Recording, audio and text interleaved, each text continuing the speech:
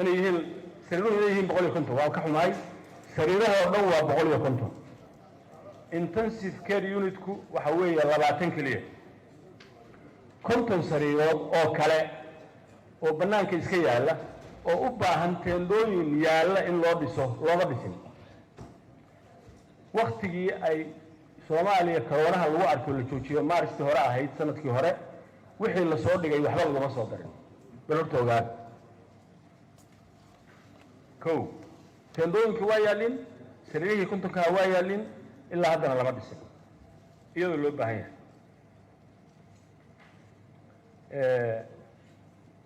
ventilatorsku waa 25 inta badanna waa lagu dhintaa isbitaalka waxaa loo bixiyay rugta geerida qof la geeyo ka soo noqday waa yariya martiini staafku waa 201 qof 7 dhakhtar oo specialista baa ku jira 48 dhakhaatiir GP ama general practitioner weeyaan waxaa nasiib darro ah hal mashiin buu soo gatay muxuu ahaa isbitaalku kii uu ka soo gatay $110,000 baa laga soo bixiyay mana shaqeeyo waa jaban yahay mashiin duuga ah oxygen haddii aan raadiyay mashiinada oxygenku intay joogaan $60,000 bay joogaan kuwa cusub kana waxaa laga bixiyay 110,000 waxaan ka qoray agaasimaha arrintaas waana jaban yahay sidii loo keenay lama isticmaalin dad ka maqan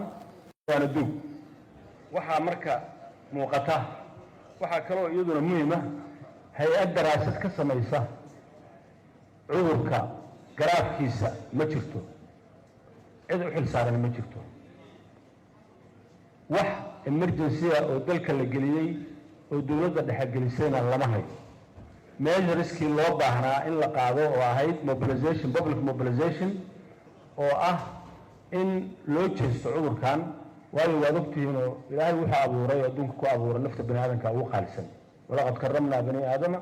wafadalnaahum calaa kathiirin min alcaalamiin baa ilaahay looma jeedo waxaa muuqata dayac baahsan oo la dayacay nafta dadka oo idinkuba aad ku jirtaan arrintaa iyada ah oo aan ku soo koobayo qodobada tan maamul xumo iyo kala daadsadaan badan daraasad cilmiyeed la'aan ama dadka dhinta ha noqoto ama dadka jiran ha noqoto ama cudurka garaafku qaadanayo ha noqotee waxaad kaloo ogtihiin hadda waxaa bilowday mawjadii saddexaad sida la sheegayo UK ka bilowday cudurkani wuxuu sameeyaa gene mutation wax la yiraahdo waa wax la yaab leh xoolaha kaliya ku dhici jiray